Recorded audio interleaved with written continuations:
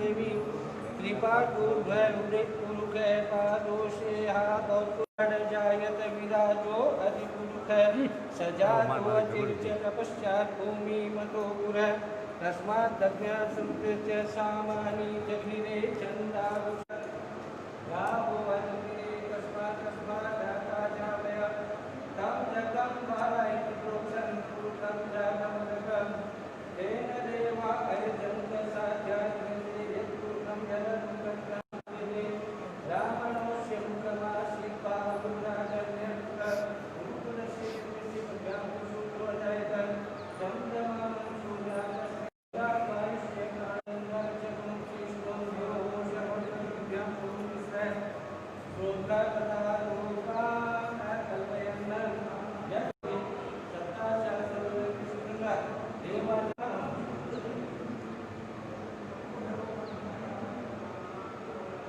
व्यासाय विष्णु रूपाय व्यास रूपाय विष्णुवे नमो ब्रह्म नित्य वासिष्ठाय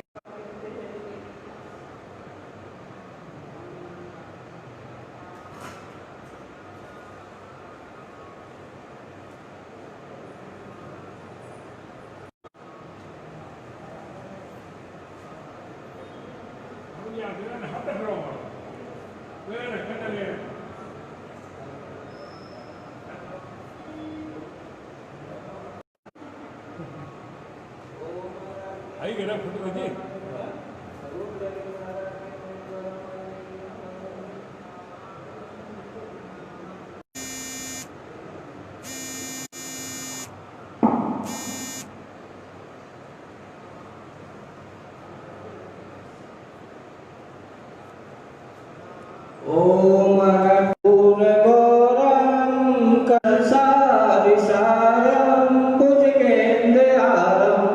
सदा वसंतं विद्यावन्दे भवं भवानी सहितं मातंगी विजया जया भगवती देवी शिवा शांभवी शक्ति शंकर वल्लभा भगवती माता कुमारी ईश्वरी जगदी सहारे ओ स्वामी जय जगदीश भक्त जनों के संकट दास दूर करे ओम जय जगदीश हरे दुख में से मन का ओ स्वामी दुख का सुख संपत्ति कर धन कष्ट मिटे जगदीश हरे माता पिता तुम मेरे शरण गाओ मैं किस ओ स्वामी शरण गाओ मैं किसकी तुम बिना प्रभु बिना दूजा आस सकी ओम जय जगदीश पूर्ण परमात्मा तुम अंतरयामी ओ स्वामी तुम परमेश्वर तुम सबके स्वामी ओम जय जगदीश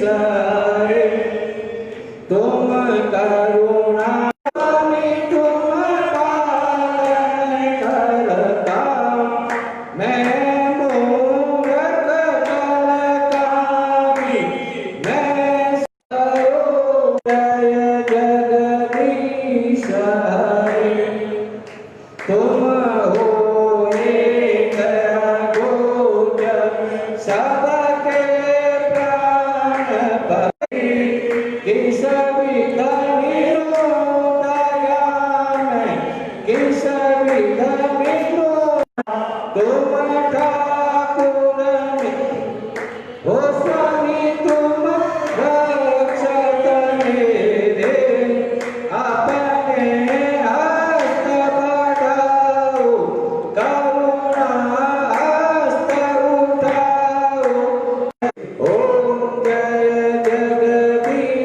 हरे विषय विकार मिटाओ सरदा भक्ति बढ़ाओ सरदा प्रेम बढ़ाओ संतन की सेवा ओम जय जगन्नाथ ब्रह्म जी की आरती हो जारा मन शुद्ध हो जा हो जारा पाप पराजा हो जारे सुख संपत्ति गणवनि दिया हो तो भक्ति मुक्ति मनवांचित फल पावे ओम जय जगदीश हरे ओम देव शांतिरंतरिक्षगुं शांति पृथ्वी वनस्पतय शांति विश्वे देवा शांति ब्रह्म शांति सर्वत्वं शांति शांतिरेव शांति सुख शांति भवतु ओम जगदेन जगन्मय जगदेवा स्थानि धर्माणि प्रथमान्यासन्न ते अनाकं महिमान सचन्द्र यत्र पूर्वे साध्या सन्ति देवा ओम राजाधिराजाय कृष्णेशाय सुरो विष्णु ददातु कुबेराय विष्णुवाय महाराजाय नमः हरि ओम स्वस्ति साम्राज्यं भोज्यं स्वराज्यं सर्वांतादा एक राड़ी तत्व श्लोको गीतो मंत्र प्रवेशाय नमः आविष्टिक्षे काम प्रे विश्वे देवासवासति नाना सुगंधि पुष्पाणि यथा कालो भवानी च पुष्पांजलिं दां ध्यान पवित्र मंत्र पुष्पांजलि समर्पयामि बोल बालाजी महाराज की जय अनंत कोटि संत महात्माओं की जय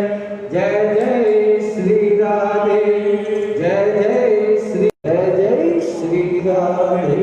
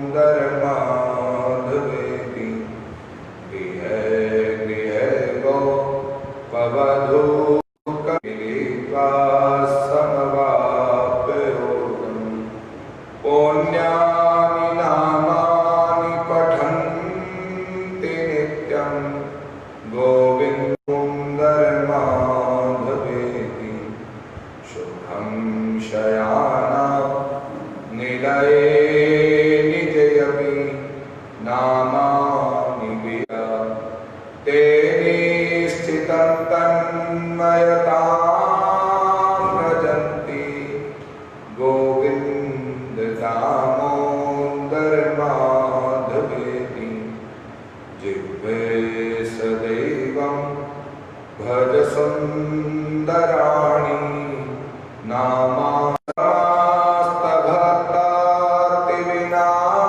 नामास्तभक्तार्तिविनाशनानि गोविन्द दामोदर माधवेति सुखावशाने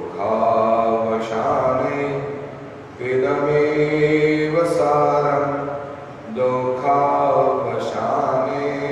इदमेव गेयं देहावसाने इदमेव जाप्यं गोविन्द दामोदर माधवेति श्रीकृष्ण राधा वरगोकुलेश गोपाल गोवर्धननाथ विष्णु जीवे पिबस्वामृतमेतदेवं गोविन्द दामोदर माधवेति गोविन्द दामोदर माधवेति गोविन्द दामोदर माधवेति गोविन्द दामोदर माधवेति अधरं मधुरं वदनं मधुरं नयनं मधुरं हसितं मधुरं हृदयं मधुरं गमनं मधुरं मधुराधिपते अखिलं मधुरं वचनं मधुरं चरितं मधुरं वसनं मधुरं ललितं मधुरं चलितं मधुरं भ्रमितं मधुरं मधुराधिपते अखिलं मधुरं वेणु मधुरो रेणु मधुर पाणि मधुर पादौ मधुरौ नृत्यं मधुरं सख्यं मधुरं मधुराधिपते अखिलं मधुरं गीतं मधुरं पीतं मधुरं भोक्तं मधुरं शोक्तं मधुरं रूपं मधुरं तिलकं मधुरं मधुराधिपते अखिलं मधुरं करणं मधुरं करणं मधुरं हरणं मधुरं स्मरणं मधुरं वमितं मधुरं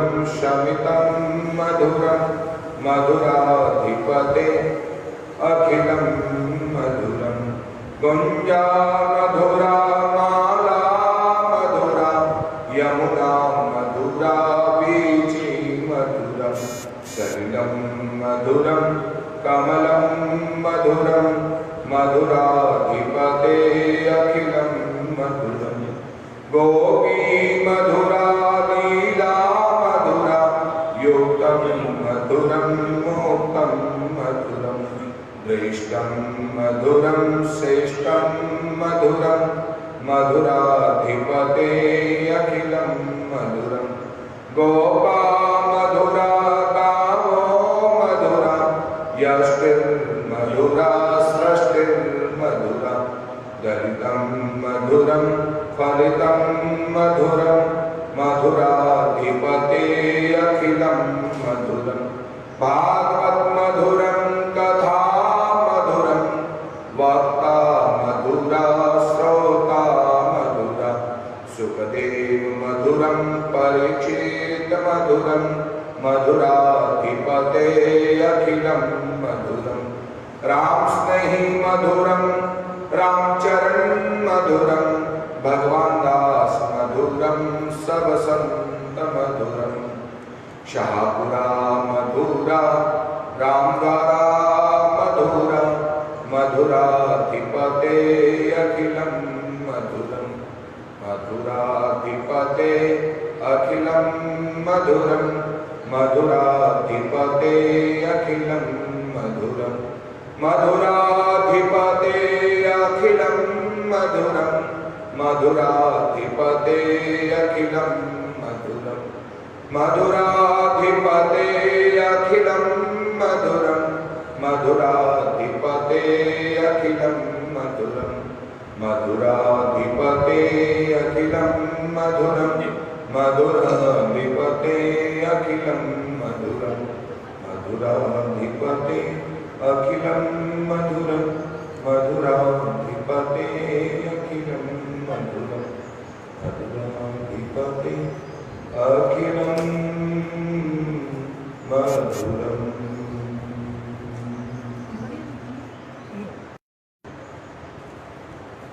भोले बाल कृष्ण भगवान की द्वारिकाधीश की गोवर्धन नाथ की स्वामी जी श्री रामचरण जी महाराज की स्वामी जी श्री भगवान दास जी महाराज की स्वामी जी श्री रामदयाल जी महाराज की शाहपुरा धाम की भागवत महापुराण की सद्गुरु देव की जय।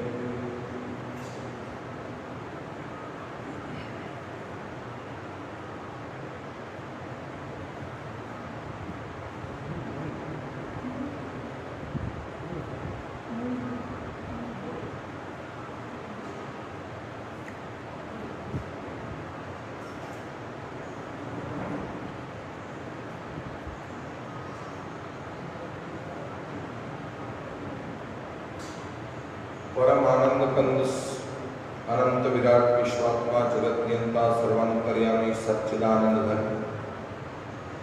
पूर्ण परब्रह्म परात्पर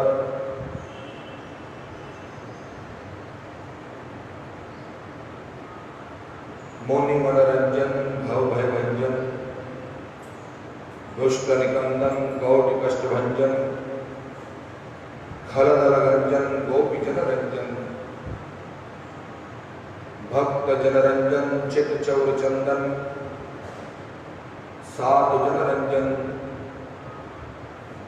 नंद नंदन सुरानंदन कुंद मुकुंद ब्रजन श्री श्याम सुंदर के स्त्री विग्रह भागवत जी के कल्प वृक्ष में पाद पद्मों में कोटि प्रणाम प्रस्तुत करते हैं।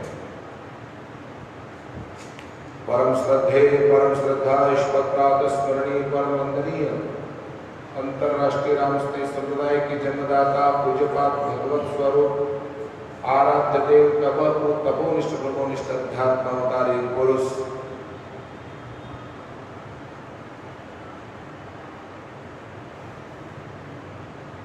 अंतरराष्ट्रीय रामस्नेह संप्रदाय के जन्मदाता पूज्यपाद स्वामी जी श्री रामचरण जी महाराज एवं जिनके चरण से यह धरा तीर्थमयी राममयी साधनामयी तपस्यामयी पावन स्थल बड़ा रामद्वारा चांदपुर के संस्थापक भजनी उपाधि से अलंकृत नामनिष्ठ साधनानिष्ठ स्वामी जी श्री भगवान दास जी महाराज के पावन पाद पद्मों में वंदन।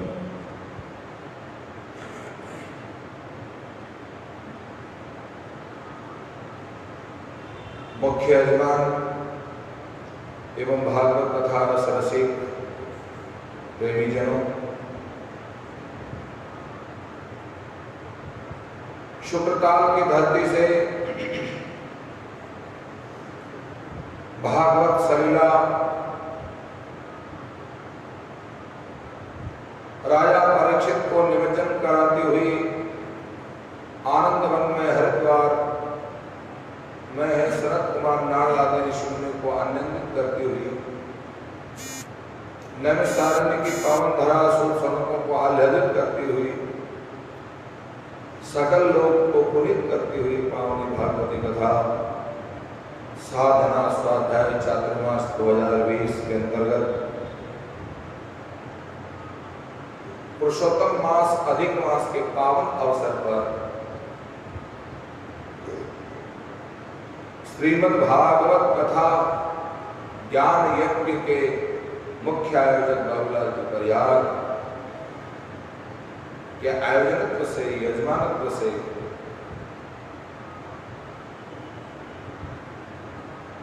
आप और हम सभी आज सेमीफाइनल में प्रवेश कर रहे हैं।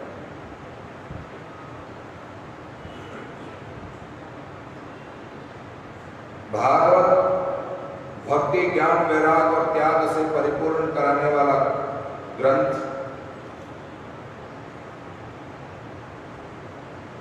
सदा आचरणीय है, अनुकरणीय है, अनुसरणीय है। ऐसा पावन दिव्य पवित्र ग्रंथ पुराणों में महापुराण सबको आनंद प्रदान करने वाला, सच्चिदानंद की अनुभूति प्रदान करने वाला, परम तत्व का बोध कराने वाला,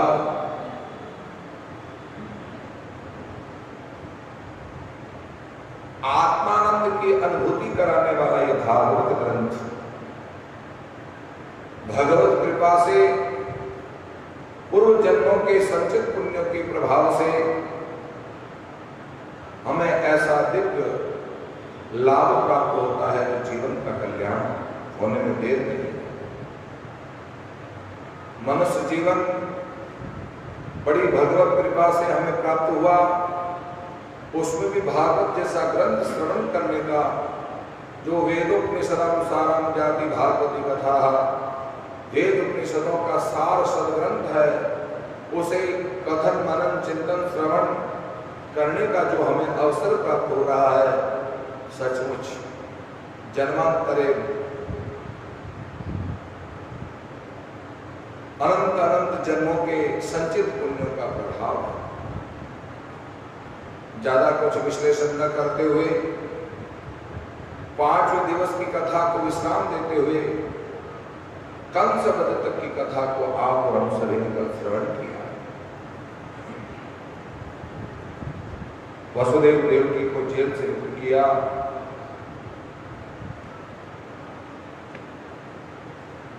साथ ही क्षमा याचना करते हुए भगवान श्री कृष्ण वसुदेव देवकी के चरणों में पड़े।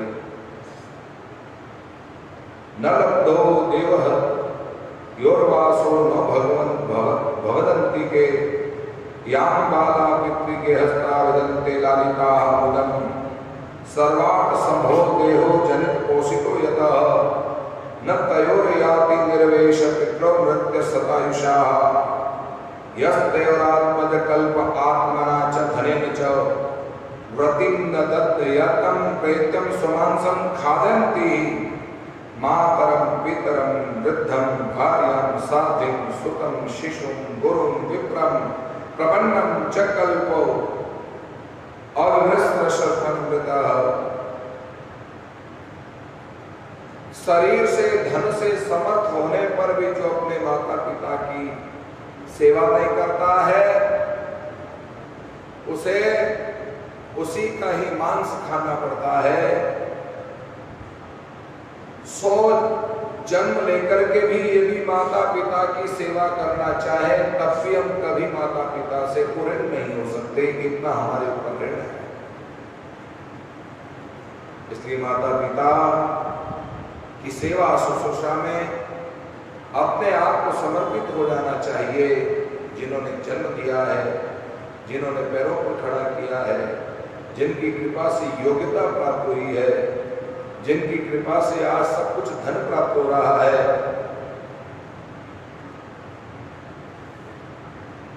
आज हम इस रामदारे में रहते हैं, हमारे लिए जो कुछ प्राप्त है, जो कुछ भी आज हमको प्राप्त हो रहा है, वो सब कुछ समाधि जी की कृपा है। समाधि जी की कृपा से ही, समाधि जी की वजह से ही आज हम सबको, जितने भी संत यहाँ रहते हैं, सभी संतों को सब कुछ प्राप्त होता है। मनोवांछित की प्राप्ति हो जाती है, सिद्धि की भी प्राप्ति हो जाती है, लक्ष्मी श्री की भी प्राप्ति हो जाती है, भोजन की भी प्राप्ति हो जाती है। तब हमारा कर्तव्य होता है, हम समाधि जी के प्रति, हम जो है स्वामी भगवान दास जी महाराज, श्री महाराज के प्रति अपनी निष्ठा रखते हुए उनकी सेवा शुश्रूषा, आरती, पाठ, पूजा, ध्यान, साधना, माला, जप वगैरह करना ये हमारा कर्तव्य है। क्योंकि हमारे लिए तो यही माता पिता है, यही सर्वस्व है, यही सदगुरु है, यही परम गुरु है, यही हमारे भगवान है। इन्हीं से हमारी पहचान हुई है, इन्हीं से हमारी योग्यता अर्जित हुई है, इन्हीं से ही तो हमें सब कुछ मिल रहा है और इन्हीं की कृपा से व्यासपीठ पर बैठने का सौभाग्य प्राप्त हुआ। साधकों, हम जितना सेवा करके ऋण चुकाना चाहे फिर भी ऋण नहीं चुका सकते। ऐसा माता पिता के प्रति, सद्गुरु के प्रति अपने समर्पण का व्यक्त करना ही सत्य है।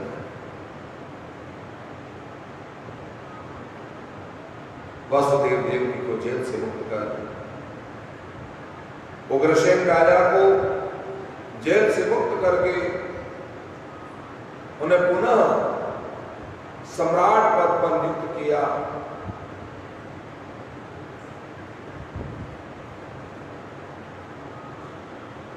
तत्पश्चात नंद बाबा और अपने साथियों को बलराम कृष्ण ने बलात्पूर्वक उन्हें वापस भेजा।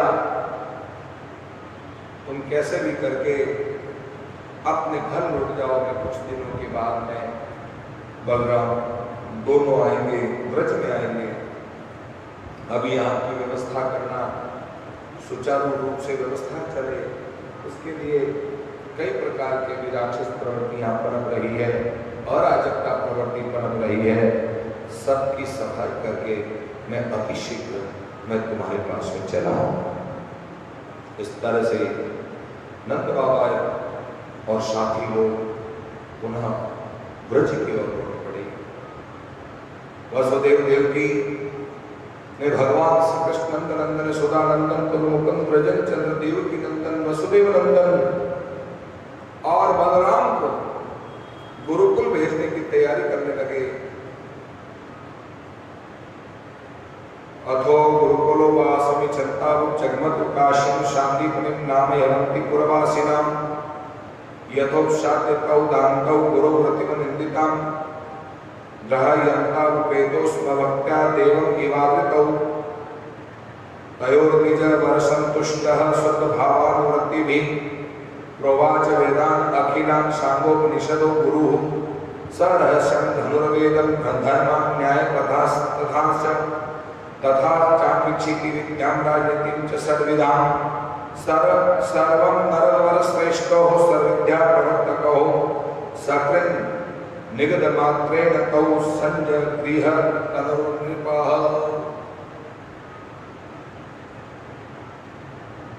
काशी के निवासी सांदीपनि मुनि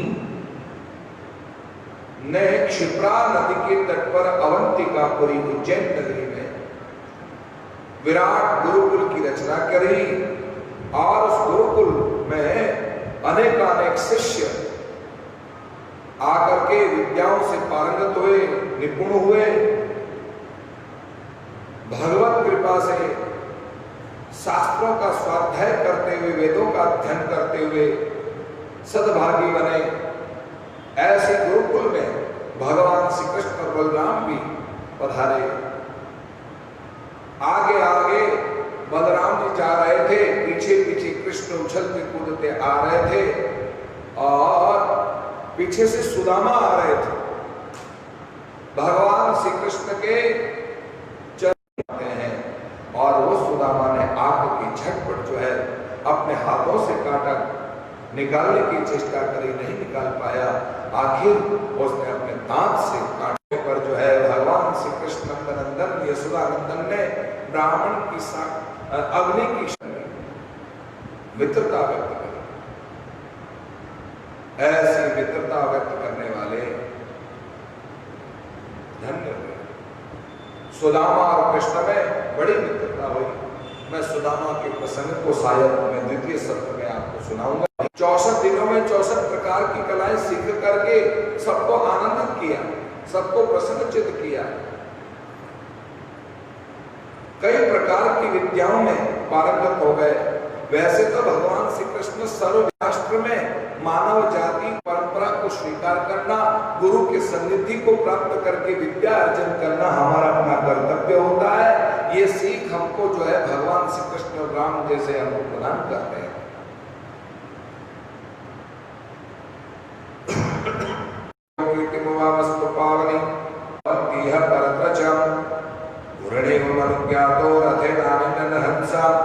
आया तो स्वपुरम तत्प्रजन्य निंदनेन कलाएं सीख करके गुरु से निवेदन किया, महाराज आप दक्षिणा के लिए मुझे कुछ। गुरु बड़े शांत थे, संतोष प्रवृत्ति के। अरे भैया साधु गुरु को जो है संतोष प्रवृत्ति वाला ही होना चाहिए, मांग तांग करने वाला नहीं होना चाहिए। किसी तरह की उसको जो है किसी भक्त से, किसी भी जनता जनार्दन से किसी प्रकार की अपेक्षा नहीं होनी चाहिए।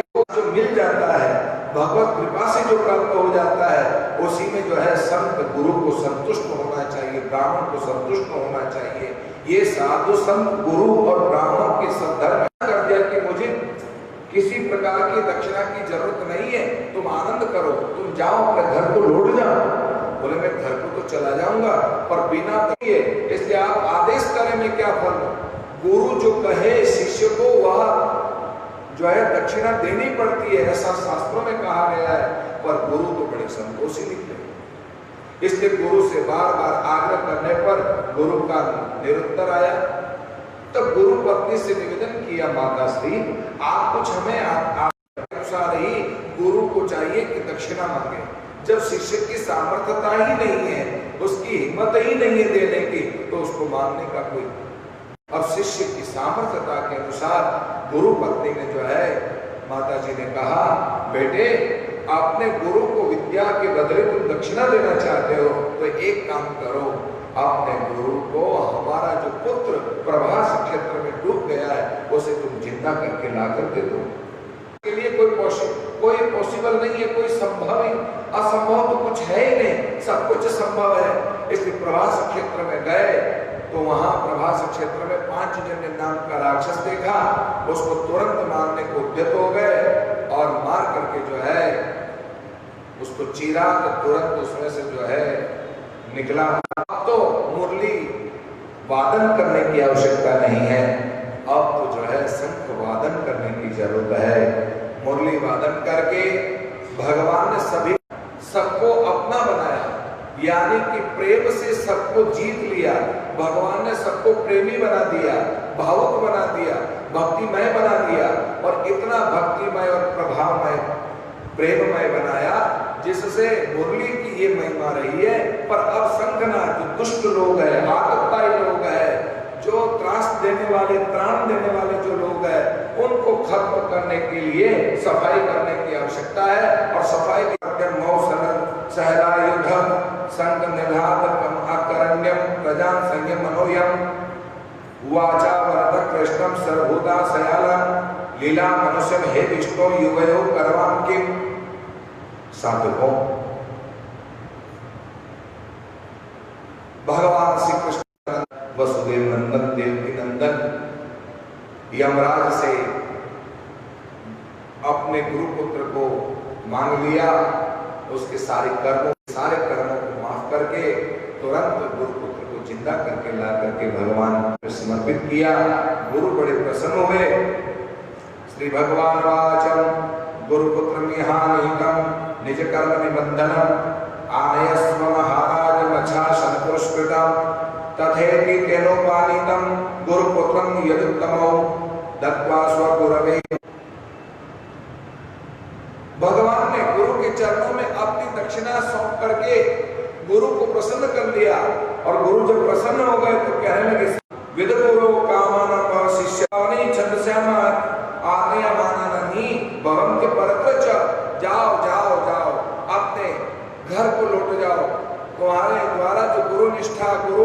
प्रेम और गुरु समर्पणता देख करके जो है सारा विश्व समाहित होगा, सारा विश्व सब लोगों के जीवन में व्याप्त रहे।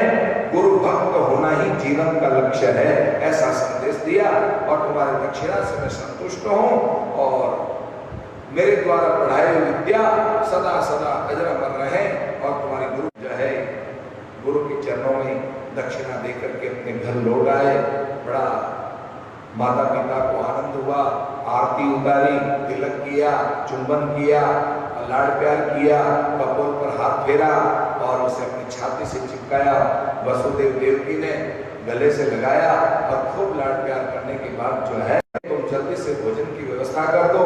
इधर भोजन तैयार करके 56 भोग तैयार किया और 56 भोग व्यंजन पकवान के साथ में तैयार करके सामने थाल को रखा। भगवान श्री कृष्ण जैसे ही प्रसाद ग्रहण करने के लिए अपना हाथ आगे बढ़ाया, माखन को देखते ही आंखें सजल हो गई, आंखें सजल हो गई। उठ करके थाली को खिसका करके यमुना नदी के किनारे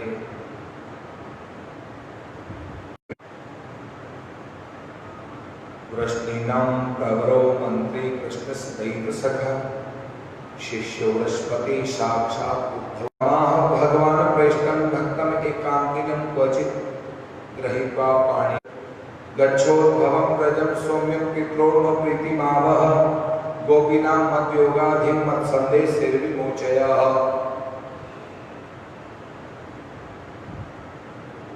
भगवान श्री कृष्ण ब्रज की याद में नजर आया, कमल के पुष्प को तोड़ा, अपने हाथ में लिया, सुवास फूट फूट करके रोने लगे। भगवान श्री कृष्ण के चरणों में उद्धव अपने भाव लेकर के आया। पर उद्धव मैं देखा कि राजमहलों में कृष्ण मां देवकी ने कहा यमुना के किनारे ब्रज की तरफ मुख करके रो रहा है। आज उसे ब्रज की याद सता रही।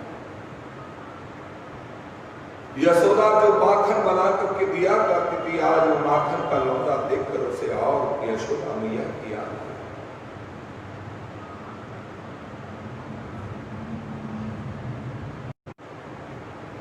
उद्धव पहुंचे, वृषपति जी के शिष्य, यादवों के मंत्री, सखा शिष्य वृषपति साक्षात उद्धव बुद्धिमान है, प्रबुद्ध विवेकशील है। उद्धव कृष्ण के अंतरंग सखा, ऐसे अंतरंग सखा को देख करके भगवान श्री कृष्ण जिस तरफ मुंह करके रो रहे हैं, उनकी पीठ को सहलाते हुए, कंधे को पकड़ते हुए उद्धव सहला करके प्रसन्न चित्त बाह पास में उद्धव को लेकर के जोर जोर से रोने लगे। हे उद्धव, भगवान श्री कृष्ण अधीर होकर के अपना धैर्य खो करके अंतरंग सखा उद्धव के सामने गोपियों के प्रेम की बड़ा विरला और विरल धारा जो है गोपियों के प्रेम में, गोपियां जो है शुद्ध सात्विक शाश्वत तत्व को प्राप्त करने वाली गोपियां प्रेम से परिपूर्ण है। ऐसे प्रेम से परिपूर्ण गोपियों के प्रेम में छटपटाहट हो रही है, तड़प पैदा हो रही है। उद्धव अपने आप को ज्ञानी समझते हैं, उद्धव अपने आप को विवेकशील समझते हैं, क्योंकि वृषपति जी के शिष्य होने के नाते भगवान श्री कृष्ण को समझाने पर भी भगवान श्री कृष्ण नहीं समझे। तो बोले मैं तुम्हारा रंग सखा हूं, बोलो मुझे क्या करना है, कुछ आदेश दो, मैं वही पूर्ण कर जाओ, ब्रज की ओर जाओ। सौम्यम पित्रो प्रीति मावह है, मेरे माता पिता प्रीति के कारण जो है वे रुदन कर रहे हैं, विलाप कर रहे हैं, वे अन्न सेवन नहीं कर रहे हैं, वे निद्रा को त्याग चुके हैं। तुम जाओ, उन्हें सांत्वना दो, उन्हें आश्वासन दो, सिर्फ योगा दो, मेरी गोपियों को भी जो है उन्हें सांत्वना देंगे। मत संदेश से विमोचया, एक एक अलग अलग संदेश देकर मणिमन गोपियों को संदेश के बारे में सुनकर के उद्धव बड़े प्रसन्न हो गए और बड़े प्रसन्न होकर के कहने, मेरे जैसा ज्ञानी, मेरे जैसा ज्ञानवान, मैं ऐसा ज्ञान मार्ग में प्रवृत्त करूंगा, उन व्रजवासियों की भोली भाली स्त्रियों को मैं ऐसा ज्ञान दूंगा, ऐसा ज्ञान दूंगा, सब ज्ञान मार्ग को स्वीकार। कृष्ण उद्धव की घटकी जान करके कहने लगे, ता मनस्काहा, ता मन मनस्काहा, उनका मन में, मेरे लिए उन्होंने अपने सारे दैहिक सुखों का त्याग कर दिया है। मामेव दैतम कृष्णमात्मानं मनसा गतः, ये त्यक्त लोक धर्माश्च मदर्थे तान विभ्रम्य। साधकों, मामेव दैतम कृष्णमात्मानं मनसा, वो प्रेम से सराबोर होकर के डूबी हुई है मेरे प्रेम में, इसलिए उनकी मनसा मैं हूं। ये त्यक्त लोक धर्माश्च यानी कि व्यवहार का त्याग करके दिन रात मेरा ही स्मरण करती है, मेरा ही चिंतन करती है, मेरे को ही देखने के लिए व्याकुल रहती है। मदर्थे तान विप्रम्यम, मेरे लिए उन्होंने अपने प्राण तक त्यागने के, शरीर का त्याग करने के लिए तत्पर हो रखी है। यहाँ तक उन्होंने, उनका शरीर भी मैं ही हूं, पर वो अपनी संकल्प शक्ति से नया शरीर धारण करके वे जो है मेरी प्रतीक्षा कर रहे हैं। तुम जाओ, बहुत कुछ कर रहा है।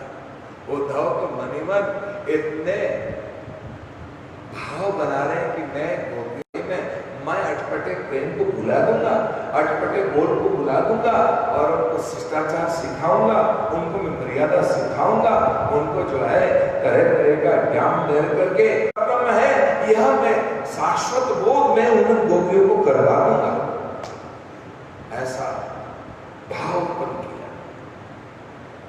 महिता प्रेयसाम प्रेष्टे दुरस्ते गोकुलस्त्रिया स्मरत्योम विमुह्यन्ति विरोधकट्टुभ्यः संदेश से वल्लभ्य होमे मदात्मिका। शादी सारा व्रत रो रहे, रोके जाते विशुद्ध प्रेम उनके जीवन में डूबा हुआ है। प्रेम में किसी प्रकार की चाह नहीं है, प्रेम में किसी प्रकार की अपेक्षा नहीं है, प्रेम में किसी प्रकार की किसी से उपेक्षा नहीं है, प्रेम में केवल और केवल त्याग है, त्याग त्याग। उसी का नाम स्वसुख की भावना नहीं रहती है कि इससे मेरे को सुख मिल जाए इसलिए मैं प्रेम करता हूं, नहीं, मेरे से सामने वाले को किस प्रकार से ये प्रकार सुख मिले वो मैं सब कुछ न्योछावर कर देने को तैयार हूं। ऐसी गोपियां प्रेम के स्वरूपा, वो त्यागी है। प्रेम तो त्याग, प्रेम में त्याग, प्रेम में समर्पण, प्रेम में अनन्यता, एक के सिवा दूसरे के प्रति कभी ध्यान नहीं। गोपियों में जो अनन्यता है वो इतनी अद्भुत है, इतनी अद्भुत है अनन्यता, जिस अनन्यता को पाने के बाद वे अन्य को भूल गए, अन्य का त्याग कर गए, अन्य से करते, अन्य की तरफ नजर ही नहीं डालते, वे केवल और केवल अनन्य भाव से अपने नेत्रों से केवल और केवल कृष्ण को ही देखते हैं, कृष्ण का ही दर्शन करते हैं। अनन्यता से केवल और केवल कृष्ण की ही सुनते हैं। जो अनन्य होते हैं वो केवल अपने इष्ट की सुनते हैं, अपने संत की सुनते हैं, अपने गुरु की। इतनी बड़ी अनन्यता का भाव, अनन्येन वा दृढ़ं भक्तिं कुर्वन्ति दृढ़ाम्। अनन्य भाव से जो दृढ़ पूर्वक जो भक्ति करता है वही तो मेरा है। और ऐसा भाव भगवान श्री कृष्ण नंद नंदन उद्धव को समझाते हुए कहते हैं, हे उद्धव, गोपियों में अनन्यता है, अनन्यता, और उनमें भी दृढ़ता है। और ऐसी दृढ़ता है कुछ भी महत्व नहीं देती। संसार और संसार के साधनों को तुच्छ प्रभयो नंद गोकुलम प्राप्तो नंद व्रजम श्रीमानम निम्लोचति विभावसौ छन्नयान प्रविशतां पशूनां खवेरुणुभि। उद्धव ने निवेदन किया, मैं कैसे, जब वह आपको ही देखती है और आपको ही सुनती है, आप ही को वर्ण करती है, तो फिर आप में और मेरे में बड़ा अंतर है। तो बोले तुम एक काम करो, मेरा स्वरूप ले लो, मेरा वर्ण ले लो, मेरा पीताम्बर पहन लो। पहन करके मैं जिस रथ से आया था वो अक्रूर जी का रथ तुम ले, अक्रूर जी का रथ, और उसमें आरूढ़ होकर के जाओ। और प्रसन्न हो गए। अब तो उसने मानो कि समझ लिया कि गोपियों को तो मैं ऐसे चित्त में बजाऊंगा और ऐसा मनाऊंगा गोपियों को कि गोपियां प्रेम को तो भूल जाए, ज्ञान मार्ग में प्रवृत्त हो जाएगी। ऐसे ज्ञान मार्ग में प्रवृत्त होने वाली गोपियों को मैं ऐसा ज्ञान दूंगा, ऐसा पढ़ाऊंगा कि वो सब कुछ भूल जाएगी। योग मार्ग क्या है, ज्ञान मार्ग क्या है, सांख्य योग क्या है, मैं उसका सबका दर्शन कराऊंगा, तत्व का बोध कराऊंगा।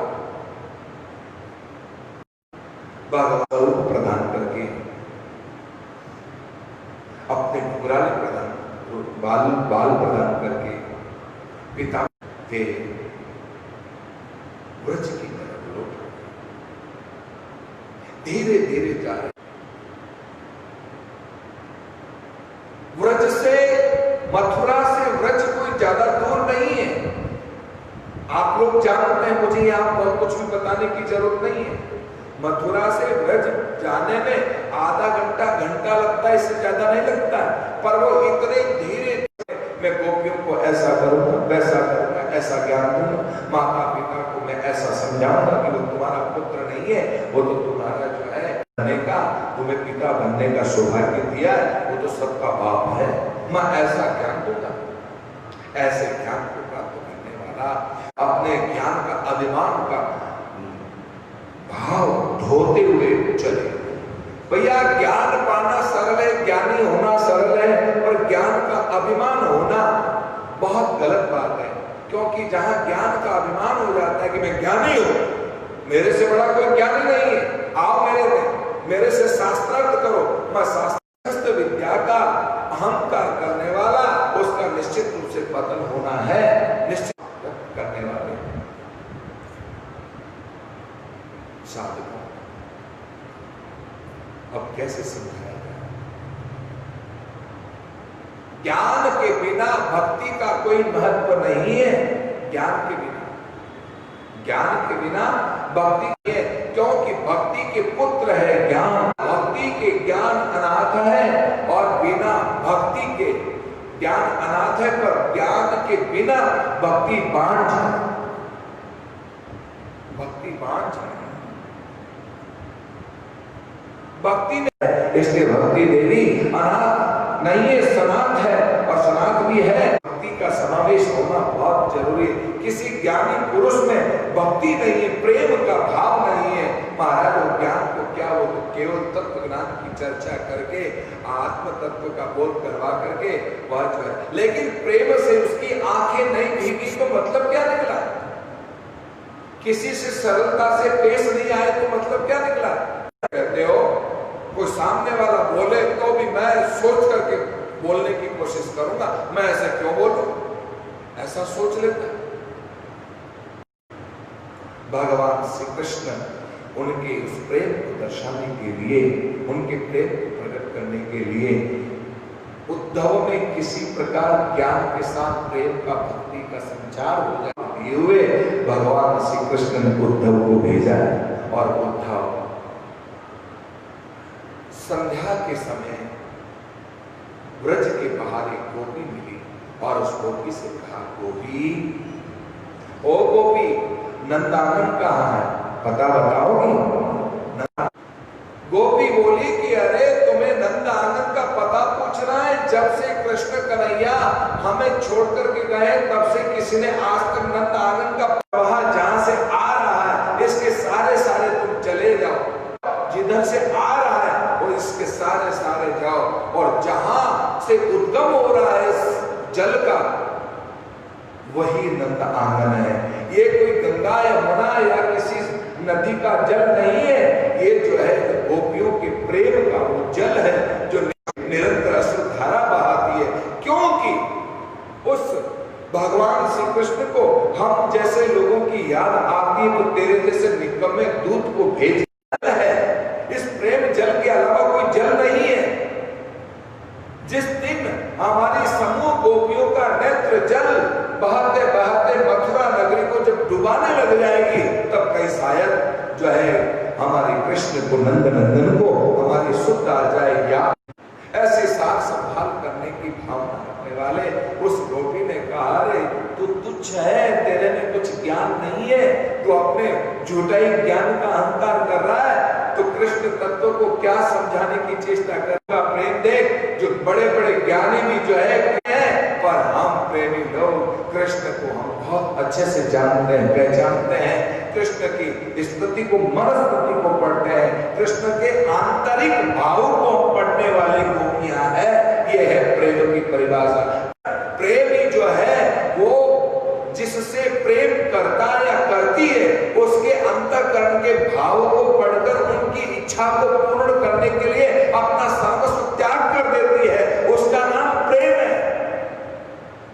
रामचरितमानस में भगवान राम के आंतरिक भाव को, आंतरिक इच्छा को पूर्ण करने के लिए कैकेयी ने कदम उठाया, और कैकेयी को पश्चिम स्त्रियां और किसी भी तरह से जो है मेरे ऊपर थूकेगी, मेरे को गालियां निकालेंगे लोग, पर मैं सब कुछ सहन करती हूँ। क्यों? क्योंकि राम जी की आंतरिक इच्छा है अयोध्या सत्ता नहीं पाना है और वनराज जाना है, और वनराज जाने के लिए जो है मुझे राम में जो भाव है वो राम राज्य की स्थापना का, उस स्थापना को सिद्ध करने के लिए यदि किसी ने अपना प्रेम दर्शाते हुए उस इसलिए कैकेयी सच्ची प्रेमी। कौशल्या भी राम जी से प्रेम करती थी, सुमित्रा भी भगवान से प्रेम करती थी, पर जो कैकेयी ने अपने समर्पण का और अपना सब कुछ न्योछावर किया, ऐसा कौशल्या और सुमित्रा ने नहीं किया है। इसलिए भैया बदनाम हो जाओ मंजूर है, पर मैं सामने में जिससे प्रेम करूं मैं उसको कभी भी जो उसकी इच्छा मैं जरूर पूरी करूंगा या मैं जरूर पूरी करूंगी, ऐसा भाव जो दर्शाता है वही सच्चा प्रेम है और वही सच्चे प्रेम को जानता। तो यहाँ गोपियां कहने लगी, अंतःकरण के भाव को पढ़ती है, भगवान से भाव है, उस भाव को पढ़ने वाली हम गोपियां, तू क्या समझेगा? तो केवल बाह्य रूप देख करके, बाह्य चेहरा देख करके पढ़ लेता है। बाह्य चेहरा तो नकली है, शाश्वत थोड़ी है, तो क्षण भंगुर है, पर शाश्वत तो अंतःकरण। जो आत्मा की ठोकर लगी यहाँ पर इस गोपी से उद्धव को, ऐसी ठोकर लगी कि महाराज आधा ज्ञान तो यही धुल गया, अभिमान तो गया आधा, और वहां से आगे बढ़े पानी के प्रवाह के सारे जो है नंद आंगन पर पहुंचे। नंद यशोदा ने स्वागत किया, सत्कार किया, सम्मान किया, और सम्मान करने के बाद जो है जो रात भर प्रवचन हुआ, वो प्रवचन सुनते सुनते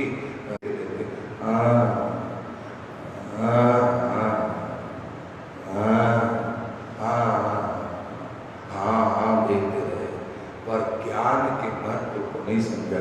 क्योंकि ज्ञान बोले भाले लोग हैं, गंवार लोग हैं, साधारण लोग हैं, उनको तो सीधी सादी बात बताओ तो समझ में आवे। अब तो तत्व ज्ञान की में बात कर रहे हो तो कहां समझ में आएगी? उनके तो माथे के तो क्या होगा? नींद नहीं आएगी तो क्या होगा? बात इतनी सरल करो, इतनी सहज बात बताओ कि जिसको सामने वाले को नींद ही नहीं आए, भाव विभोर हो जाए कि वास्तव में ज्ञान के साथ में भक्ति है, भक्ति के साथ में ज्ञान है। और ज्ञान, कोई भी ज्ञान की चर्चा को भक्ति में समझाने की चेष्टा करो तो बात समझ में आएगी, वैसा नहीं आएगी। इसलिए भगवान श्री कृष्ण के सखा उद्धव ने रात भर प्रवचन किया पर कुछ सार नहीं। हम तो रात भर जो है यहाँ घूम चल रहे हैं और कह रहे हैं कि भैया कृष्ण है, कृष्ण है, कृष्ण है, कृष्ण है। और कृष्ण को समझो, कृष्ण तत्व है, कृष्ण ब्रह्म है, कृष्ण भगवान है, कृष्ण ईश्वर है। तुम जिसे छोकरा समझ रहे हो वो छोकरा नहीं है, समझो। लेकिन नहीं साहब, इतना नहीं समझ पाए। तो अपने अपने घर से आरती का पूजन सामग्री का थाल सजा करके झुंड की झुंड गोपियां आ रही तो रथ देखा, ओ रथ तो वही अक्रूर जी वाला। अरे हमारे स्वामी आए, हमारे स्वामी आए, हमारे पर दौड़ पड़ी।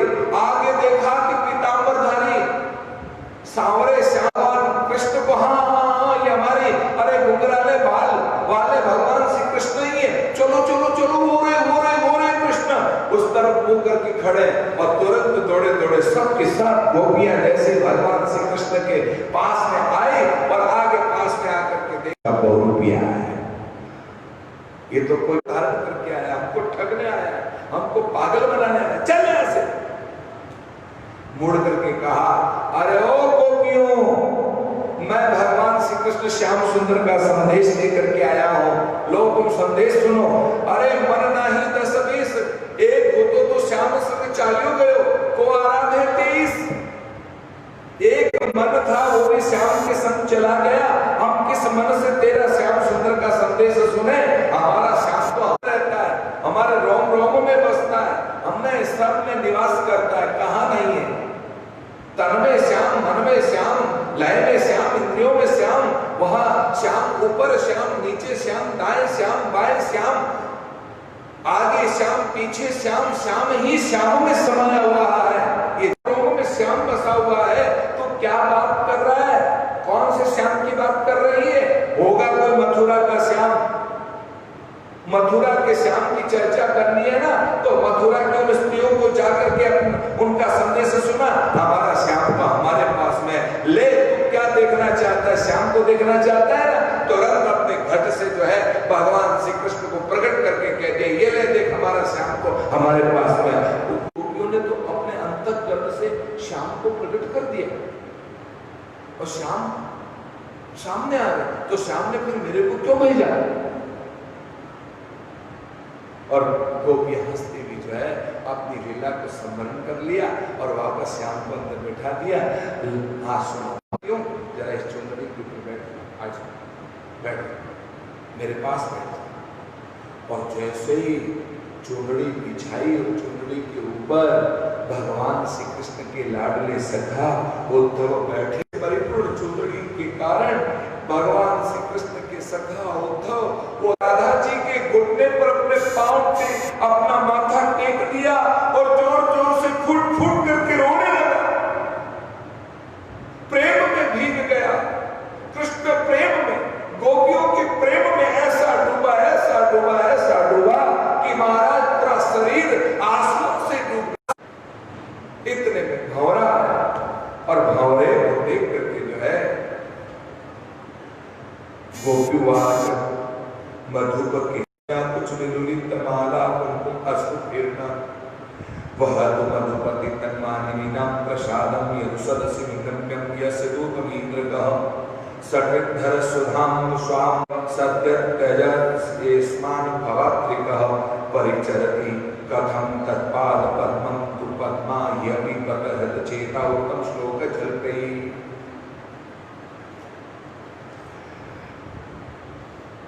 उद्धव को सुनाने के बदले और भौरे को माध्यम, क्योंकि वो भी भरो सडनली कहीं के शर्म नहीं आती तेरे को? दो पांव वाले को मनुष्य मनुष्य कहे 4 पाँव वाले को पशु कहे, तेरे तो 6 पाँव में क्या कहे, ढोड़ा पशु है। गायसी त्वं यदुनाम अधिपति गृहाणाम अग्रतो यदाम तत्प्रसंग क्षपित कुच रुजते कल्पन्ति निष्ठम निष्ठाः। अरे रे रे क्या गुनगुना रहा है, चल चल चल माथा हटा यहाँ से, हटा, क्योंकि भंवरा भी आ गया। भंवरा भी राधा जी के इस घुटने के ऊपर मंडरा रहा है और गुनगुना, कौन, उद्धव।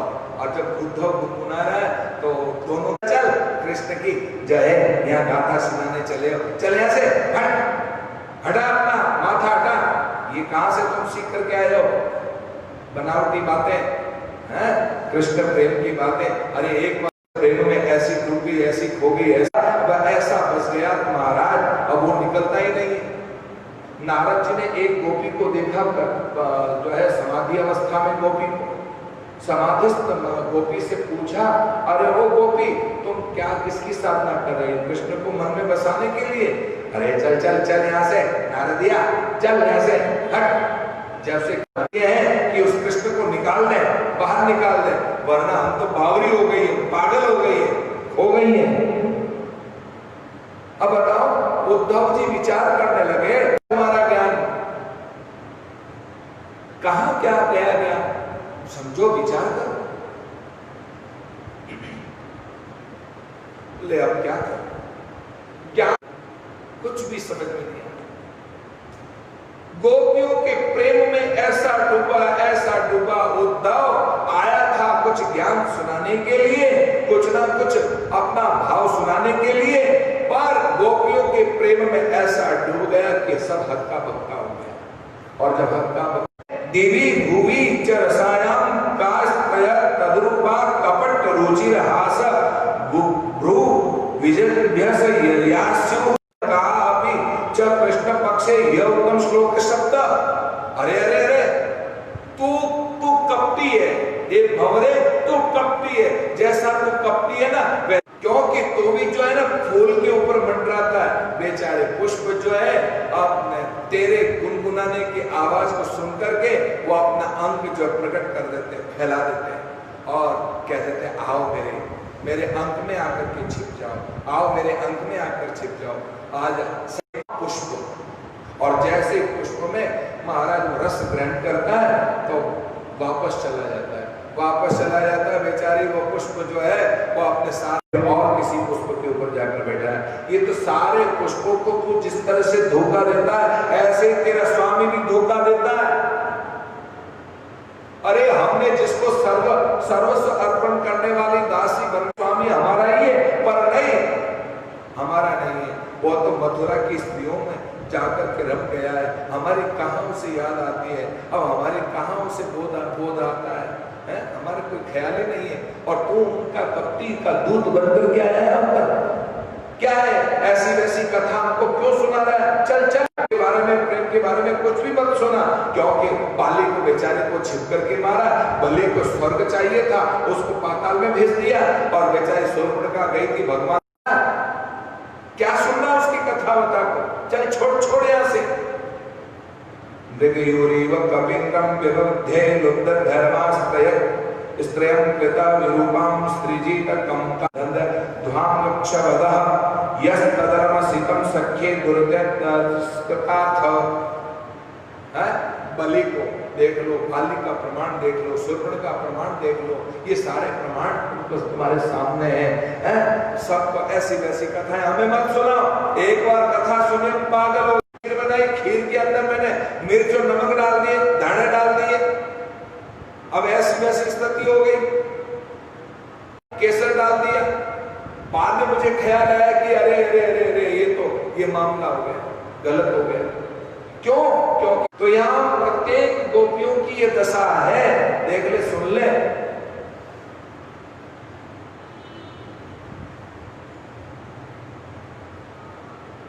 प्रिय सखा पुनरागा प्रेयसा प्रेयसित किंवरयः किमनुरुन्धे मालिन्यम असिप्नेयंगा वधू सागर मास्तेः।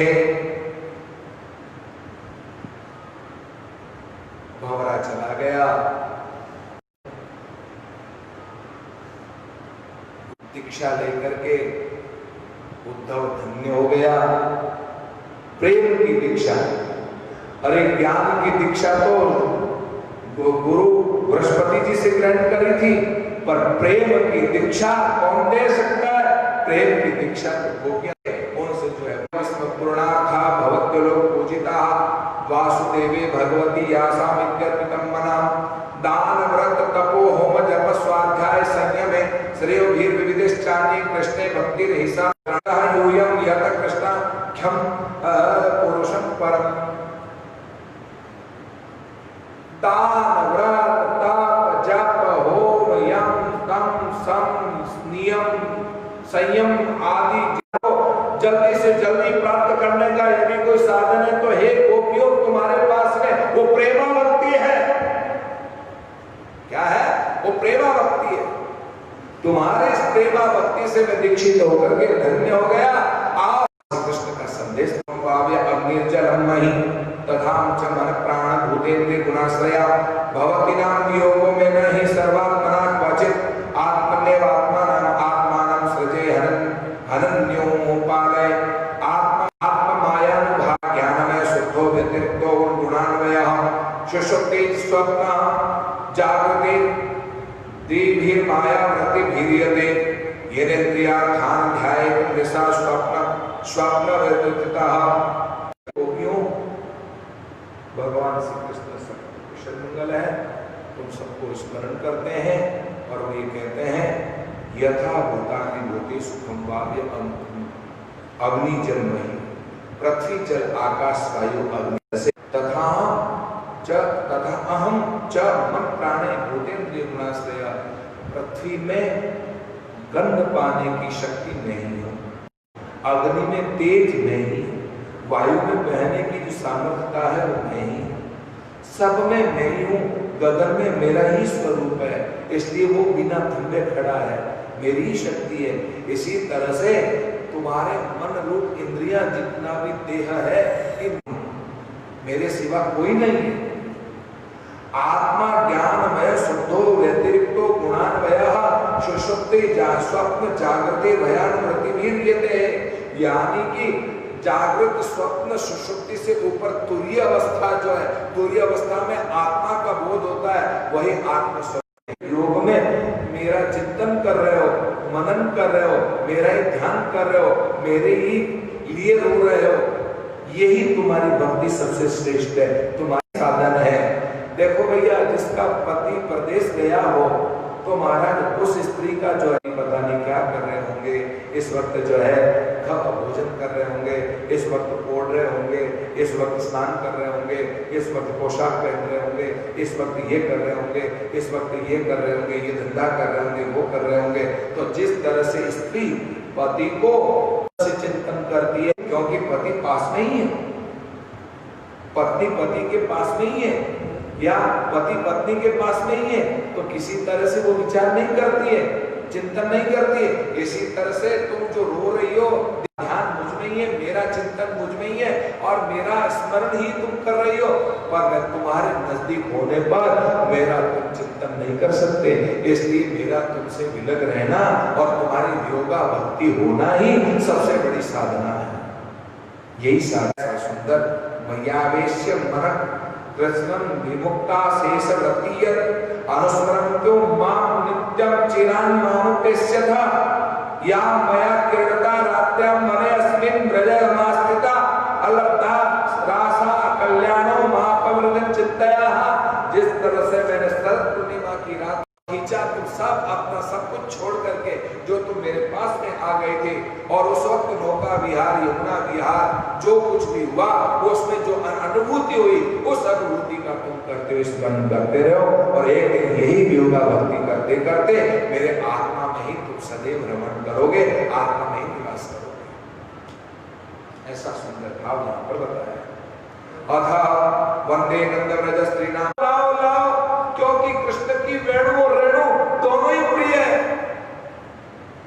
वेणु से सारा संसार मोहित हो जाता है, और कृष्ण की रेणु को लेकर के कोई अपने माथे पर लगाता है, तिलक के रूप में लगाता है, या अपने शरीर में चौक, ये भगवान की तो रेणु है और क्या है।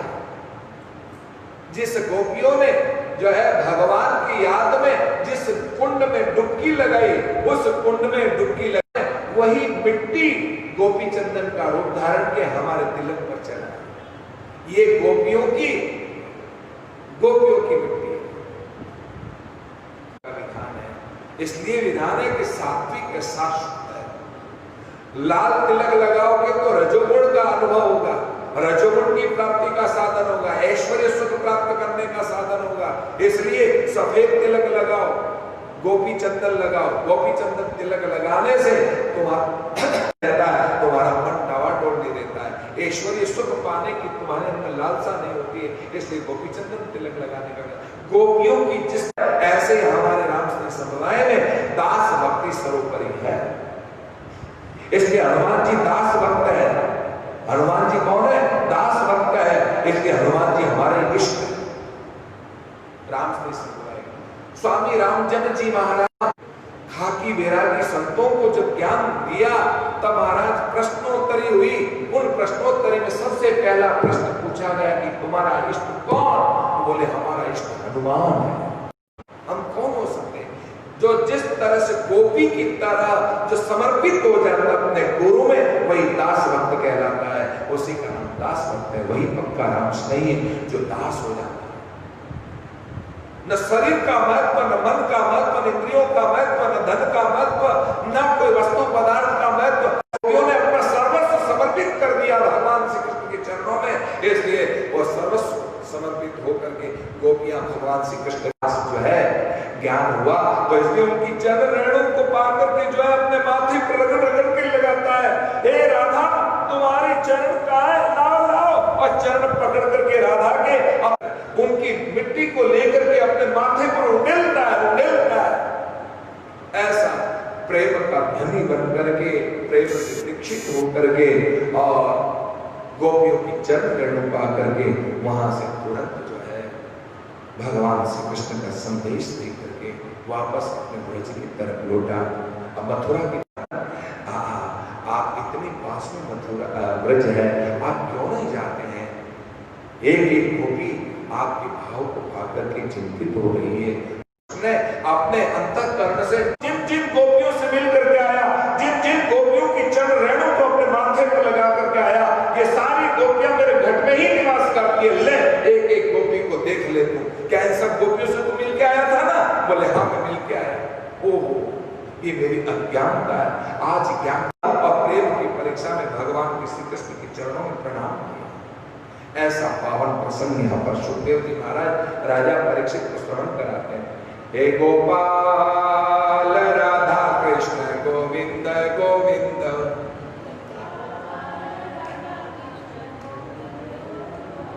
हे गोपाल राधा कृष्ण गोविंद गोविंद, कृष्ण गोविंद गोविंद, कृष्ण गोविंद गोविंद,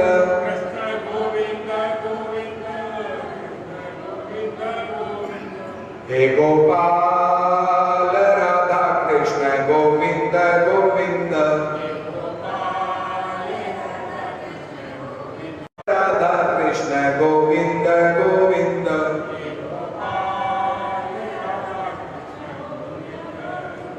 कृष्ण गोविंद गोविंद गोविंद,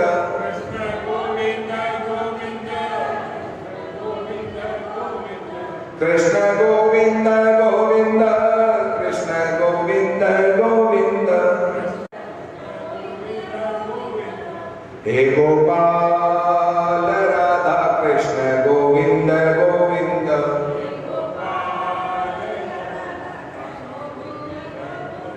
हे गोपाल राधा कृष्ण गोविंद गोविंद, कृष्ण गोविंद गोविंद,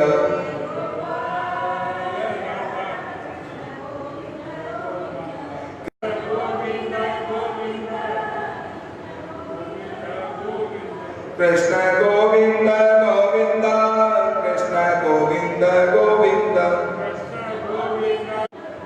हे गोपाल राधा कृष्ण गोविंद गोविंद,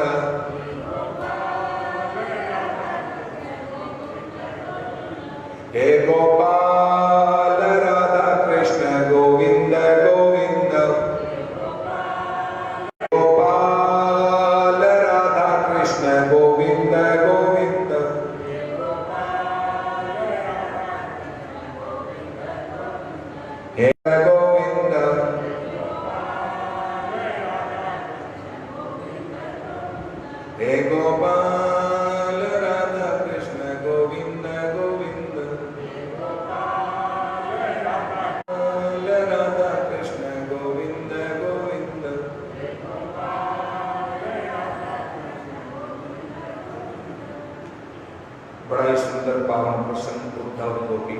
के संवाद को आप और हम सभी ने श्रवण किया, बड़ा आनंद हुआ। का शाश्वत और सात्विक प्रेम पा करके हमें यह अनुभूति हुई कि हमारा वास्तव में गोपियों की तरह भगवान कृष्ण भगवान श्री कृष्ण के साथ उद्धव को लेकर अक्रूर जी के घर गए और बड़ी कृपा करी, उनके मनोरथ को पूर्ण किया। अक्रूर जी को हस्तिनापुर भेजा, जाकर के पता लगा हस्तिनापुर का क्या हाल है। भागवत के दसम स्कंद के उत्तरार्ध में प्रवेश करते हुए मृते घटरे दुखार्ति यदुष्म पितृभ्यां पितृ मगधराजाय जरासंधाय दुखिते वेदयान चक्रतो सर्वात्म वेदभ्य कारणम स एक तद प्रियम आकरण्यम शोकाम हर्षयुतो दीपम अयादवि महिम कृतम चक्रे परमाद्यमोद्यमम अक्षयहीनि भीर विषा यदु राजधानी मथुराम न्यरुवत सर्वतो दिशम। कंसराज की दो पत्नी है, अस्ति और प्रति, अस्ति और प्राप्ति। कंसराज के मारे जाने पर दोनों मायके गई और मायके आकर राम कहानी सुनाई। जब से जरासंध कृष्ण पर आक्रमण करने का, आक्रमण नहीं 17 बार आक्रमण किया, 23 अक्षौणी सेनाओं से वो लेकर के आया और भगवान श्री कृष्ण नंदन सुदानंदन देवकी नंदन वसुदेव नंदन भगवान श्री कृष्ण ने, बलराम जी ने कहा भगवान जरासंध को भी मार डालो। बोले जरासंध अपना काम कर रहा है। भगवान कह रहे हैं कि हम दोनों धरती पर इसलिए आए कि धरती का भार हल्का करने के लिए, मीडिएटर है। अब 23 अक्षौणी सेना इसको मिलानी है तो सारे राक्षसों को ढूंढ ढूंढ कर 23 अक्षौणी सेना इकट्ठी करेगा नहीं करेगा, इसलिए इसको मारना उचित नहीं है, इसको तो बाद में मारेंगे। और अपने हाथों से मर रहे हैं, अपना काम घर बैठे ही हो रहा है। हाँ, इसलिए अपने को कहीं ढूंढने की जरूरत नहीं है, नहीं तो अपन कहाँ ढूंढते फिरेंगे। हो रहा है क्योंकि आप जो है शेषावतार है, पृथ्वी को धारण करने वाले हैं, आपको भार लगता है और आपके बोझे को हल्का करने के लिए। और भगवान श्री कृष्ण इस तरह से जरासंध की 17 बार 23 अक्षौणी सेनाओं का वध कर दिया। 18वीं बार युद्ध करने के लिए जब आया 23 अक्षौणी सेना लेकर के, भगवान श्री कृष्ण ने समुद्र में यादवों के रहने के भवन को पार करके सबके साथ यादव वहां गए। द्वार कहाँ, द्वार कहाँ, द्वार कहाँ, द्वार कहाँ, द्वार नहीं मिला, इसलिए उस भवन का नाम पड़ा द्वारिका का महत्व बना। अब जब 18वीं बार युद्ध करने के लिए आया तो नारद जी जिस रास्ते से जा रहे थे बीच में काल युगम मिला। ओए नारद जी इधर आओ, मेरे हाथ में खुजली चल रही है। तो नारद जी ने कहा मैं क्या करूं? तो आओ मेरे साथ में युद्ध लड़ो। पगले तेरे को दिखता नहीं मैं साधु हूं, तेरे से कुश्ती लड़ो। एक काम कर, तू जरासंध का साथ दे। किसका साथ दे? जरासंध का। जरासंध के 17 बार कृष्ण से मुकाबला कर, कृष्ण को मार और कृष्ण से जा भिड़। बोले भी जाता हूं। जरासंध का मदद करने आया भगवान अकेले आए, अकेले आकर के खड़े हो गए। सेना वेना कुछ लाए नहीं थे, अकेले खड़े हो गए। जरासंध ने कहा आज अकेले? बोले हाँ अकेले। काल यवन को इशारा किया कि जाओ इसको मार डालो। भगवान श्री कृष्ण भागे। बोलिए रन छोड़ रहा है भगवान की। ऐसे रन छोड़ बने सीधे गुफा में गए जहां मुझको से पहले दुपट्टा उड़ा दिया अपना। पीछे से काले ने आकर के अरे अरे कन्हैया नटखट तू यहाँ आकर के सो गया, रुक जा अभी तेरे को मैं लात मारता हूँ तेरे को, और जोर से दे मारी लात। मुझको अंदर आ जा जगे और जग मुचकुंद राजा ने सोचा मैंने किसको भस्म कर दिया। देवताओं ने मुचकुंद राजा की मदद ली, मुचकुंद राजा की मदद ली। देवता लोगों ने युद्ध किया तो महाराज देवताओं ने कहा वरमरोही मुचकुंद राजा मांगो मांगो। बोले भैया युद्ध करते करते मैं थक चुका हूं, मुझे नींद लेनी है। बोले आशीर्वाद दिया तुम नींद लो। जो कोई तुम्हें पहले जगाएगा वो दुपट्टा उड़ा दिया और काल यवन को मुचकुंद राजा के नेत्रों से प्रकट हुई अग्नि से जला करके खाक कर दिया। तब जो है मुचकुंद राजा ने कहा ये मेरे को पीताम्बर किसने उड़ा दिया भैया क्या? तो कृष्ण सामने प्रकट हो गए, भगवान श्री कृष्ण के दर्शन हो गए। राम अवतार में राम के दर्शन हो गए और कृष्ण अवतार में कृष्ण के दर्शन हो गए। और जीवन को धाम को बोले नहीं अभी नहीं, अभी एक जन्म और लेना है। इसलिए एक जन्म को पाने के लिए भगवान श्री कृष्ण ने कहा कि कली काल में गुजरात के सौराष्ट्र में जूनागढ़ में तो नरसिंह मेहता बनकर नैनीबाई का भाग करूंगा। बोलिए सांवरिया सेठ की। ऐसा पावन प्रसंग यहाँ पर सुखदेव जी महाराज ने राजा परीक्षित को स्मरण कराया और भगवान श्री कृष्ण द्वारिकाधीश हो गए। इसलिए द्वारिका में बड़ा जय जयकार हुआ। बोलिए श्री द्वारिकाधीश की जय। भीष्म को नाम विदर्भाधिपति महंतस्य पंचाभवन पुत्रा कन्यका च वरानना रुक्मग्रज रुक्मरथो रुक्मबाहुरनंतर रुक्मकेश रुक्ममाली रुक्मन्यसां स्वसासते सौश्रुत्य मुकुंद से रूपवीर गुणाश्रिया गृहा गतिर्गीय मानस्तां मेने सदृशिं पतिं तां बुद्धि लक्षणो कार्यः स्वरूपशील गुणाश्रया कृष्ण। विदर्भ नगर के भीष्मक राजा के 4 पुत्र एक पुत्री। सबसे बड़े आश्चर्य की बात है कि सबका नाम रुक्म के ऊपर है। तो बोले रुक्म को संस्कृत में, ये संस्कृत शब्द है रुक्म, रुक्म को कहते हैं सोना। क्या कहते हैं? सोना। सोने की तरह गोर वर्ण चमक रहे थे सबका देह, इसलिए सबका नाम रुक्म के ऊपर था। नारद जी ने आकर के रुक्मणी के बारे में बताया कि रुक्मणी का जो है विवाह के योग्य वर है, ऐसा सुंदर भाव व्यक्त किया। तब से अपना मन चित्त जो है सब कुछ अर्पण कर दिया भगवान श्री कृष्ण में। लेकिन चेदीराज शिशुपाल के साथ में रुक्मिणी किसकी? अपनी इकलौती बहन रुक्मणी। बारात आने को तैयारी, दिन रात चिंतन में पड़ गई, चिंतित हो गई। मुझे तो मेरे कृष्ण के सिवा किसी से विवाह नहीं करना। किसी बूढ़े ब्राह्मण को दया आई, ब्राह्मण ने जो है रुक्मणी की सुध ली और सुध लेकर के जो है जाओ। ब्राह्मण वहां से रुक्मणी के द्वारा लिखा हुआ हाथ का पत्र लेकर के सीधे पहुंच गए द्वारिका।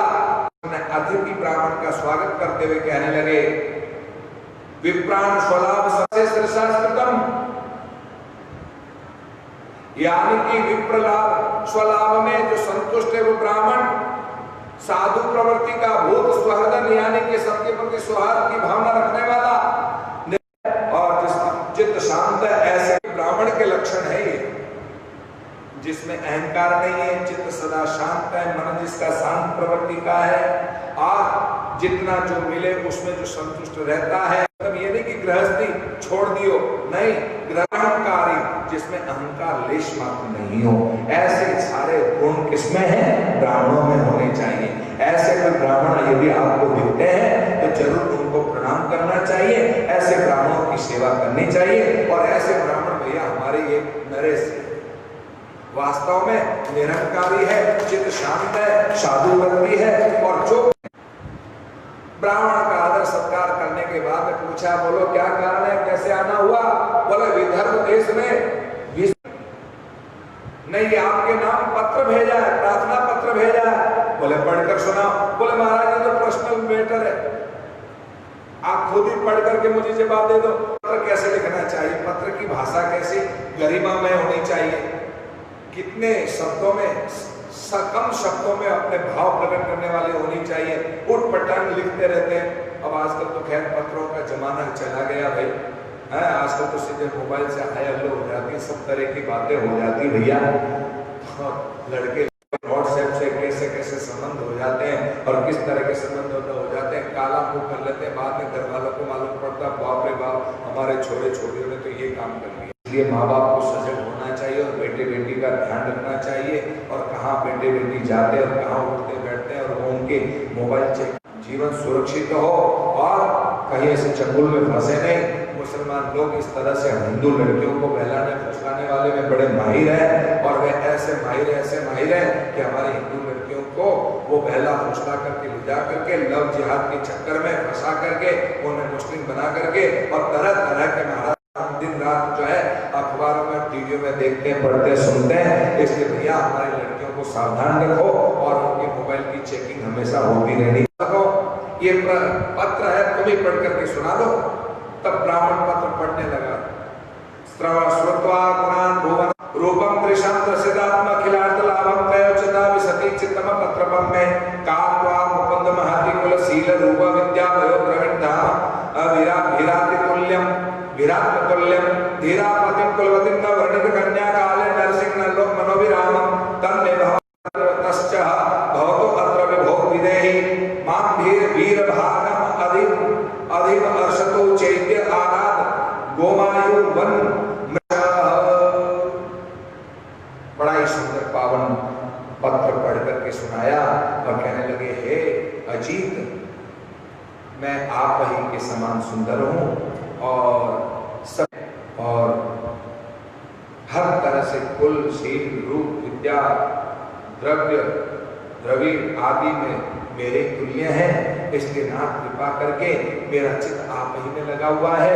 मैं आपके समान जो है मेरा चित्त आप ही में समर्पित है। अच्छा, फिर आप नरसिंह हो, नरसिंह का भाग सिंह हो। चेदिराज शिशुपाल जैसा सियाल जो है मेरे को स्पर्श न कर सके, इसलिए आप पधार करके वितर करके नष्ट भ्रष्ट करके और मेरा आप जो है पाणी ग्रहण संस्कार कर लो, गांधर्व विवाह कर लो मेरे साथ। अच्छा, तुम यदि भवन में रहती हो तो इसका भी मैं एक आपको उपाय बता देती हूँ। हमारे यहाँ विवाह से एक दिन पहले कुल देवी की यात्रा होती है और कुल देवी की यात्रा में जो है बड़े धूमधाम के साथ में हम वहां जाते हैं और कुल देवी की पूजा अर्चना होती है। वहां से आप मेरे को हरण कर सकते हैं। यदि गुरु मान करके आपका तो आप आकर के मेरा पाणी ग्रहण संस्कार कर लीजिए। थोड़ी बहुत भी मैंने यदि आपकी आराधना की है तो यदि आप ऐसा अवसर मुझे नहीं करके आत्महत्या कर लोगे और तो कई 100 जन्म में तो आपकी कृपा होगी, कभी ना कभी तो आपकी कृपा होगी। मेरे सामने पाणी ग्रहण संस्कार पत्र को भैया पढ़ने से कवारे लड़के लड़की यदि इस पत्र को पढ़ते हैं तो जल्दी उनकी शादी हो जाती है। इसलिए ऐसे पत्रों को पढ़ाने के लिए भागवत के 10वें स्कंद के 52वें अध्याय में 37 श्लोक से 43 श्लोक तक है। ऐसे श्लोक का विचार करना चाहिए। तो साधकों, ऐसे पत्र को पढ़ने सुनने के बाद में वो ब्राह्मण ने पूछा भगवान आपको भी कुछ होता है क्या? बोले हाँ कुछ होता है। बोले क्या होता है? देखो, हम अभी यानी मुझे भी अहम अभी मेरे को भी तच्चित्तो मेरा चित्त भी उसी में है। किसमें? रुक्मणी में। बोले इसका प्रमाण निद्राम चरल भेनिसी, यानी कि मुझे रात्रि को नींद नहीं आती है। अच्छा, वेदाम रुक्मिणा द्वेषान नमक बाहो विरास निवारिता, यानी कि रुक्मी ने जो है रुक्मिणी का संबंध जो है चेदिरा शिशुपाल के साथ में किया है और चिंता मत करो मैं ही उसको प्राप्त करूंगा। और दारू को इशारा किया और 4 घोड़े बुलाए गए हवा में बातें करने वाले। ऐसे घोड़ों में सवार होकर के चुपके से जो है नगर नगर नगर नगर नगर नगर पार करते हुए सीधे पहुंच गए भीष्मक नगर में। चारों तरफ हाहाकार हुआ, कन्हैया आया कन्हैया आया कन्हैया आया, कृष्ण आया द्वारकाधीश कर लो। और चारों तरफ सैनिकों का जाल बिछाया गया और ये करके बन ढंग करके अष्ट सखियों के साथ मंगल गीत गाते हुए सीधे रुक्मणी को लिए हुए सखियां कुल देवी की यात्रा पर करते करते अम्बे माता के मंदिर में पहुंच गए। अम्बे का पूजन अर्चन किया और पुष्प इत्यादि अर्पण किया, अक्षता अर्पण किया, चंदन अर्पण किया। कहा चलो चलो चलो चलो, पर रुक्मिणी की जाने की इच्छा नहीं थी। इतने में दूर से देखा रथ को भागते हुए आते हुए, और जैसे सैनिक सब सजग हो गए, अपने अपने भगवान श्री कृष्ण समीप आए तो सबके शस्त्र ढीले पड़ गए, हाथ ढीले पड़ गए, धड़ाम से नीचे गिर गए, मानो कि बेहोश हो गए हो। और भगवान श्री कृष्ण सीढ़ियों में से उतरी और तुरंत अपना हाथ आगे बढ़ाया। भगवान श्री कृष्ण ने हाथ पकड़ा और खींचा, और खींचकर उसे चढ़ा लिया रथ में। इस तरह से भैया ले गए सब। चेदिराज को मालूम पड़ा कि कृष्ण दुष्ट जो है मेरी पर होने वाली पत्नी को उठा के ले गया। रुक्मी के सामने रोया तो रुक्मी ने संकल्प किया। रुक्मी जो है तुरंत अपनी सेनाओं को लेकर के वहां गया, युद्ध किया और बहुत प्रयास किया। युद्ध होने लगा। भगवान श्री कृष्ण जैसे अपने शाले को मारने लगे तो मना कर दिया। किसने? बलदाऊ ने। मत मारो मत मारो, ये तुम्हारा शाला जी है और शाला जी को कोई मारते हैं क्या? मत मारो। इसलिए छोड़ दिया तो आज जो है वहीं पुण्यपुर नगर बना करके रहने लग गया। और वहां से भगवान श्री कृष्ण और रुक्मिणी को बड़े प्यार से तोरण बांध करके, लग्न मंडप बना करके भीष्म राजा ने बड़ा ही स्वागत सत्कार किया। और बड़ा स्वागत सत्कार करने के बाद बड़ी प्रसन्नता हुई सबको, और देवताओं ने पुष्पवृष्टि की, नगाड़े बजाए, जयघोष किया। इन्हीं शब्दों के साथ महाराज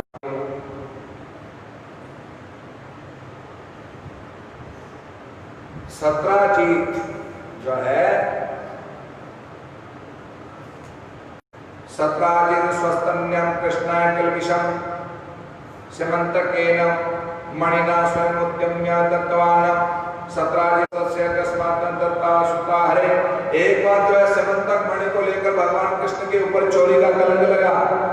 आशी सत्राजीत सूर्यो भक्त से परम सखा प्रीत तस्मै मणि प्रदात सूर्य संतुष्ट समन्तकम सातम विभ्रम मणि का कंठे राज्यमानो यथा रवि।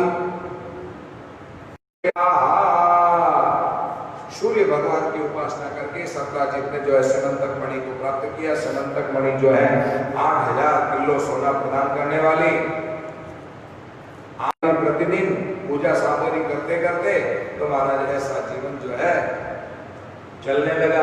एक बार समन्तक मणि पहन करके भगवान श्री कृष्ण की सभा में आया और उसे समझाया, देख भाई ये मणि 8000 किलो सोना लेकर के बैठा हूँ, इसलिए राज्य को जो है संभालने के लिए हमें अर्थ की लक्ष्मी की आवश्यकता होती है। ये मणि मेरे को दे दे, तेरे काम की नहीं है।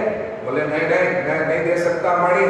और ऐसा कह करके वहां से रुष्ट होकर के चला गया। जैसे ही चला गया उसके बाद में प्रसेन को मालूम पड़ा तो प्रसेन ने मणि को छीन लिया और प्रसेन चला गया, मार डाला और मणि लेकर के गुफा में चला गया। इधर भगवान श्री कृष्ण ने के ऊपर सत्राजीत ने जो है चोरी का कलंक लगा दिया और कह दिया भैया वह तो चोर है कृष्ण जो मेरी मणि को चुरा लिया। धोने के लिए भगवान ने जो है अपने सैनिकों को लेकर के चारों तरफ गए। ढूंढते प्रसेन तो मरा पड़ा है पर मणि नहीं है, पर सिंह के चिन्ह नजर आ रहे हैं। तो सिंह के चिन्ह के सारे गए तो सिंह तो चिन्ह नजर आए तो उनके सारे जाते वहां देखा कि ओ मामला तो गड़बड़ है। और कैसा मामला गड़बड़ है कि गुफा के अंदर चली गए। इसलिए गुफा का दरवाजा खोल करके जैसे तैसे करके अंदर गए। भगवान ने कहा कि मैं आऊंगा अंदर। 27 दिनों तक युद्ध हुआ जांबवान के साथ में। जब जांबवान के साथ में 27 दिनों तक युद्ध हुआ और 28वें दिन एक कपड़ा जोर से, क्योंकि रामावतार में राम के दर्शन हो गए और कृष्णावतार में मुझे कृष्ण के दर्शन हो गए। मैं धन्य हो गया और धन्य हो गया तो धन्य हो गया तुम्हारा धन्य कृतार्थ हो गए। ऐसे जीवन को धन्य करने वाले भगवान श्री कृष्ण ने जो जाम्बवती को साथ में लेकर के आए और वहां घोषणा करे, देखो ये जाम्बवती इसका प्रमाण है और ये मणि लीजिए। तब जो है सत्राजीत ने कहा कि मेरी बेटी सत्यभामा को भी ले लो और इस मणि को भी ले लो। बोले मणि वणि तो मैं नहीं लूं, तुम्हारी सत्यभामा को मैं ले लेता हूं। तो सत्यभामा को ले लिया, सत्राजित को मणि दे दी। इस तरह से जामवती के साथ में विवाह हुआ और किसके साथ हुआ? सत्यभामा के साथ। और उसके बाद जो है कालिंदी के साथ में विवाह हुआ, मित्रविंदा के साथ में विवाह हुआ, नग्नचिति के साथ में विवाह हुआ। ये अष्टपटरानियां कहलाई। सत्यभामा रूपी पृथ्वी देवी को साथ में लेकर के भगवान ने युद्ध किया भौमासुर के साथ में। भौमासुर को मार डाला, 16,100 कन्याओं को बंधन मुक्त किया। सबने कहा कि आप भी हमारा बंधन मुक्त करने वाले, इसलिए हम तो आप ही के साथ में पाणी ग्रहण संस्कार करेंगे। भगवान ने जो है 16,108 रोक एक साथ 15 मिनट का विश्राम और 15 मिनट बाद में फिर वापस कथा सुनिएगा, जिसमें सुदामा चरित्र राम राम राम सीता राम राम राम राजा राम राम राम सीता राम